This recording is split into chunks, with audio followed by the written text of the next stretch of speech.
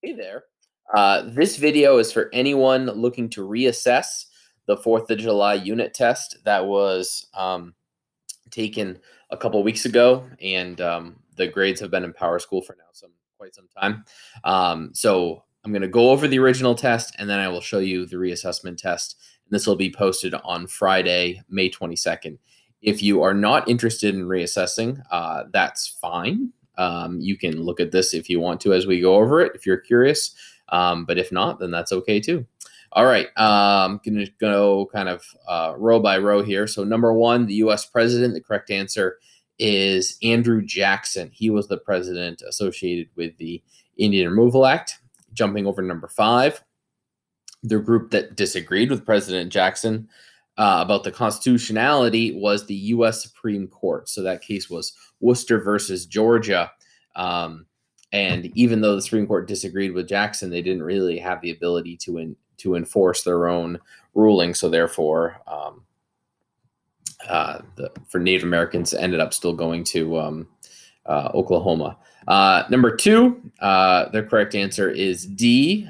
They would not listen to American radio stations. There were no radios back in the 1830s. Number six, it was Elizabeth Cady Stanton. Number three, Indian Territory back then was Oklahoma. So the correct answer is A. Number seven, the right to vote is called suffrage. Continuing on down, the 1830s are when the Indian Removal Act and Trail of Tears took place. Number eight, the Newburyport-born abolitionist was William Lloyd Garrison. Number nine, violent, that would be John Brown. Number 13, the Bleeding Territory was Bleeding, Kansas in the 1850s. That's why John Brown went there. Number 10, the Frederick Douglass ran away from slavery at the age of 20 and wrote an autobiography. Number 14, Nat Turner Slave Rebellion took place in Virginia.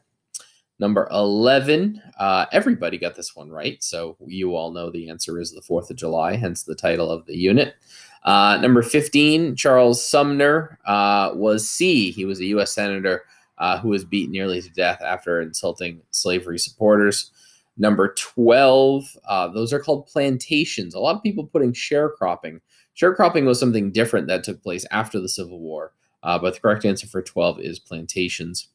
Number 16 is Uncle Tom's Cabin. Number 17, the painting is called Tragic Prelude, and the person featured in it is John Brown. And then for 18 through 25, the answers will vary, and I probably put in some comments, so I'm not going to go over all the different things you could put for that. All right, so that's the original test. The reassessment, well, the second part is exactly the same with regard to a class divided questions. Above, there are fewer questions, but they are short answer. So that's a little bit harder than multiple choice, but at the same time, if you reviewed your test and you just watched what I've been saying for the last 4 minutes, then that will certainly help you as I sort of change the wording around, but basically it's the same sort of message. All right. Well, if you were here to review the test, then great. And if you're here to review the test and take the reassessment, then best of luck. Bye-bye.